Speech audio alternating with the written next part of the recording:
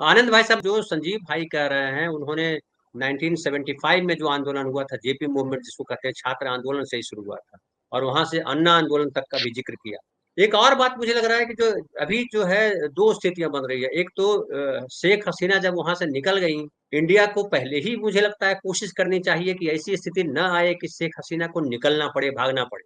उनको कैसे वहां बिठा के रखा जाता। अवामी लीग के नेता परेशान है वहां, क्योंकि अभी कोई उनके पास उतना बड़ा नेता नहीं है। अवामी लीग के नेताओं पे पूरे हमले हो रहे हैं और एकदम पार्टी बिखराव वाली स्थिति में अवामी लीग पहुंच गई है। हालांकि जो जो शेख हसीना है, उनके बेटे ने कहा है कि हमने राजनीति छोड़ दी है, अब हमको राजनीति से कोई मतलब नहीं है। बड़ा भारत के लिए भी चिंताजनक है और बांग्लादेश के लिए भी चिंताजनक है, क्योंकि जो फाइनली अभी इंटरिम गवर्नमेंट में कोई बना लीजिए, लेकिन आगे जो सरकार बनेगी तो पॉलिटिकल पार्टियां ही सरकार में आएगी, चुनाव ही होगा।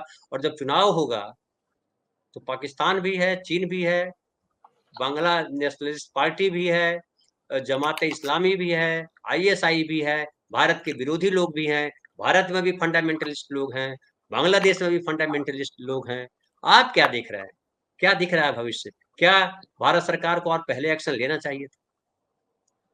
मैं धनंजय जी, थोड़ा मेरा आप लोगों से फर्क विचार है। मतलब मैं जी, आपकी काफी बातों के मैं आपके साथ नहीं जा रहा हूं। जी, तो मैं पहली एक बात स्पष्ट कर दूं और फिर मैं किस वजह से नहीं जा रहा हूं।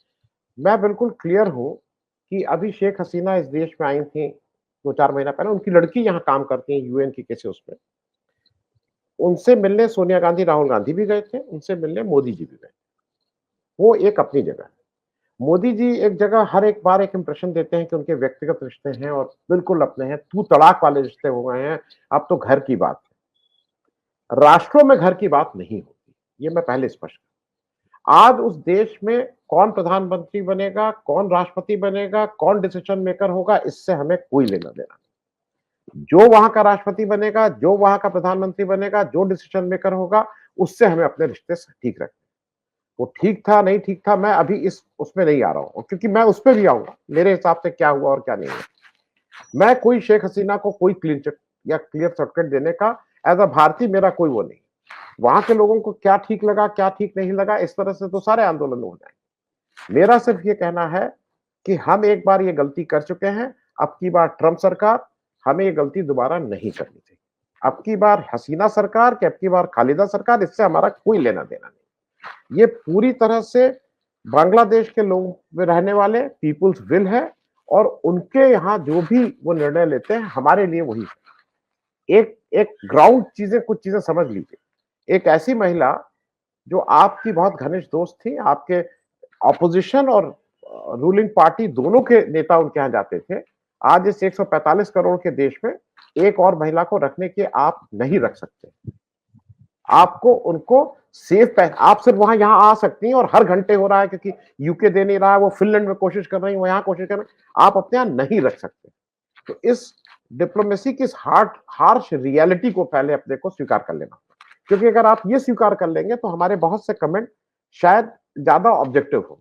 वो हमारा मन क्या कहता है इससे मतलब नहीं। अब मैं दूसरी बात पे आ गया।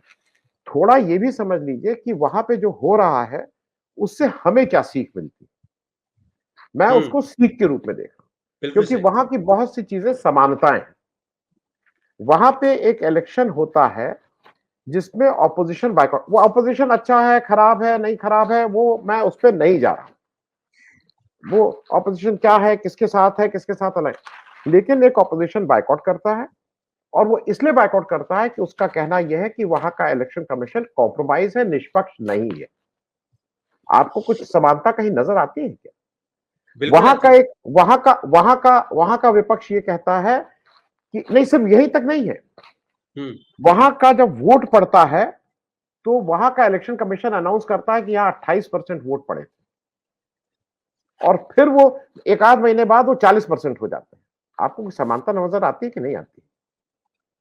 मैं सिर्फ ये बातें इसलिए कह रहा हूं कि हम सब लोग शेख मुजीब को बहुत हाई स्टीम में रखते हैं, लेकिन ये भी याद रखिएगा कि जब शेख मुजीब 1972 में उन्होंने अकाली दल के उसमें सरकार बनाई और जब अगला इलेक्शन उन्होंने किया, उसके मतलब जब जब उन्होंने 73 में इलेक्शन किया जिसमें 300 में 293 सीट जीत के आए थे, 300 में 293 सीट जीत के आए थे, उन्होंने वहां के कॉन्स्टिट्यूशन को बदल के presidential single party presidential form of government करके खुद प्रेसिडेंट बन गए।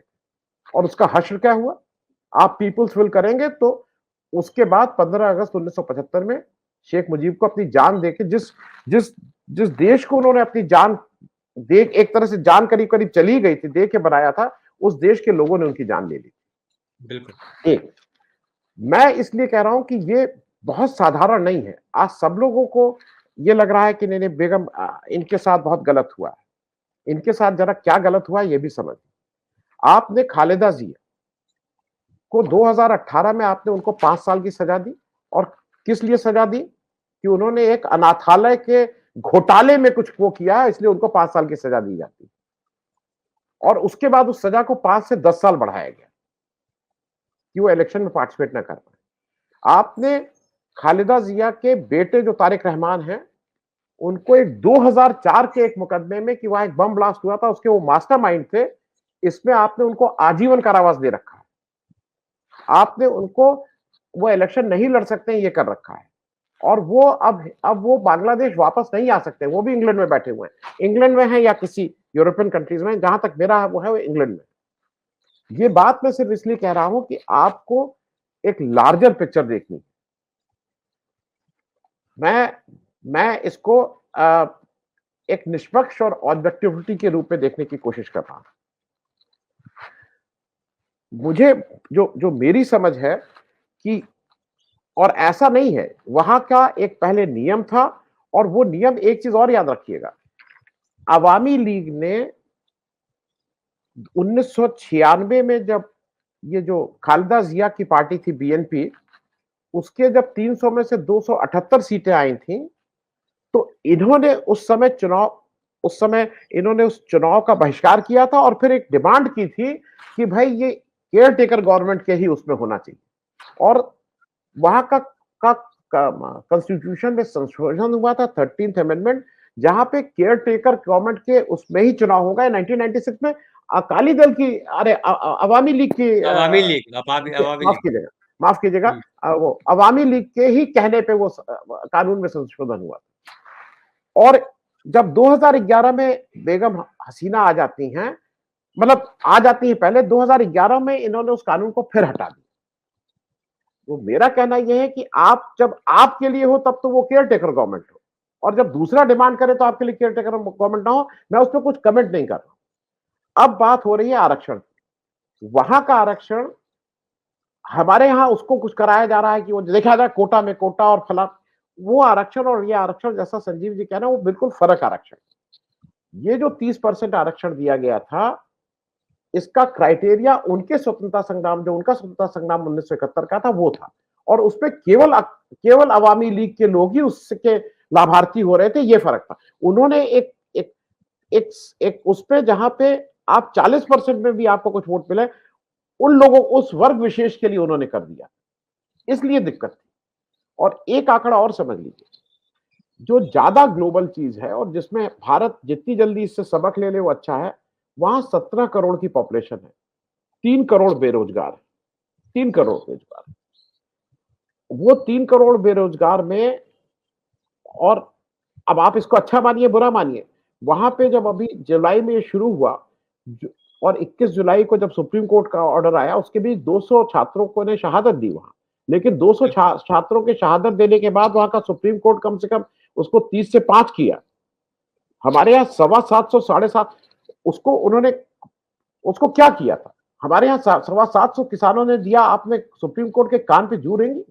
मैं इसलिए इस बात को कह रहा हूं कि आप अगर पीपुल्स विल को नहीं करेंगे, ये खतरे की घंटी है। आप इस घंटी से सबक लें। उनके यहाँ क्या होगा, कौन आएगा कौन जाएगा, इससे मुझे मतलब नहीं। जी, मैं बिल्कुल। 2 बातें सिर्फ कह के, क्योंकि ये लंबा वो है, मैं इस पे आप अगर कहिए जितनी देर कहीं मैं उतनी देर बोल सकता हूँ। मैं नहीं, बोलिए बिल्कुल बोलिए, स्पष्ट, भाई मैं साहब बिल्कुल बोलिए। स्पष्ट, बिल्कुल हम्म, स्पष्ट हूँ। इस देश में जब जरूरत पड़ी है, मेरा व्यक्तिगत ये भी था, मैं ममता बनर्जी को बहुत विम्सिकल मानता था कि वो इस पे कर दे। जितना गंभीर और जितना जितना सोचा समझा उनका बयान कल आया है, वो मुझे लगता है कि इस देश की जो हमारा फेडरल स्ट्रक्चर है उसको मजबूत करता है। उन्होंने कहा है कि ये इंडिया और बांग्लादेश दो देशों के बीच की बात है। जो हमारा केंद्र सरकार निर्णय लेगा, हम 100% उस निर्णय के साथ हैं। बिल्कुल। ये जो ट्रोल आर्मी शुरू कर रही है ना, हिंदू मंदिर तोड़ेगा, फलाना मंदिर, तो वो ये नहीं कहा उन्होंने। हिंदू हो, मुसलमान हो, बांग्लादेशी है, हमसे उससे क्या। मैं इसलिए नहीं कह रहा हूं, मैं ह्यूमन राइट्स की बात पे अभी नहीं कर रहा हूं। उन्होंने अपना इस बिल्कुल। दुख बिल्कुल स्पष्ट कर दिया।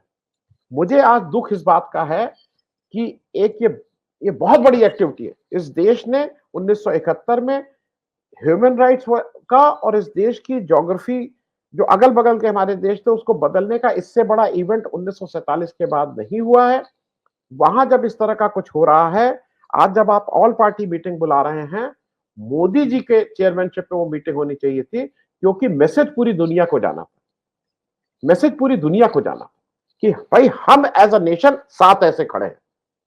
अगर आज मोदी जी वहां नहीं आए हैं, तो उस पर इस समय कमेंट करना नहीं, लेकिन एस जयशंकर के साथ वो मैसेजिंग नहीं जाएगी। लेकिन मेरा सिर्फ कहना यह है कि आपके लिए खतरे की घंटी है। आप पीपल्स विल, आपने क्या कहा था, आप जब प्रेसिडेंट, सिंगल पार्टी रूल था ना, कांग्रेस मुक्त भारत क्यों चाहते हैं आप? और इस घटना ने एक बार फिर से एक चीज को रीइंफोर्स किया है कि लोकतांत्रिक व्यवस्था में विपक्ष का एक अहम रोल होता है, और विपक्ष के बिना कोई भी लोकतंत्र कभी भी सक्सेसफुल नहीं हो सकता। तो आप सीखना चाहिए, सीख लीजिए, नहीं सीखना चाहिए, नहीं सीख लीजिए। तो मेरे हिसाब से ये गंभीर है, और हमें हम वहां पे क्या होता है वो लोगों की चॉइस है, कौन आएगा कौन नहीं आएगा, हम उससे रिश्ते बनाएंगे। हम देशों जी। से रिश्ते बनाते हैं, हम व्यक्तियों से रिश्ते नहीं बनाते। अब उनकी तो अम्मा के पैर छू के आए थे, ये हमारे घर में हमारी अम्मा के कोई पैर छू लेगा तो हम जिंदगी भर उसके साथ साथ उसके पीछे पीछे घूमते रहेंगे, डंडा लेके उसके लिए लड़ाई भी करेंगे। वो कौन थे, नवाज शरीफ की अम्मा के पैर छू के आए थे ना। व्यक्तिगत रिश्तों का बिल्कुल। जब डिप्लोमेसी में कोई मतलब नहीं है, देश के रिश्ते होते हैं। और मुझे ऐसा लगता है कि अभी हम लोगों को कम से कम उनकी इंटरनल उसमें हम लोगों को अपने कमेंट्स को थोड़ा रिजर्व करके रखना चाहिए।